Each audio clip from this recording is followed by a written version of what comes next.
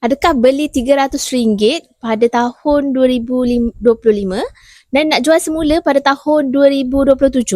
Adakah harganya sama ataupun akan naik? Share video ni untuk rujukan di masa akan datang.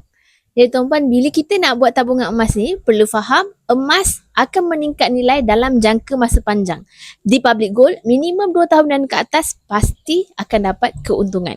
Ini berdasarkan rekod 2 tahun yang lalu pada 18 April, saya beli emas dengan 0.5 gram harga RM152. Hari ni, harga jualan semula sekitar RM437 untuk 1 gram. So, bila dibahagikan dengan 2, nilainya 220 plus lah. Di sini kita nampak calculation harganya sudah pun meningkat.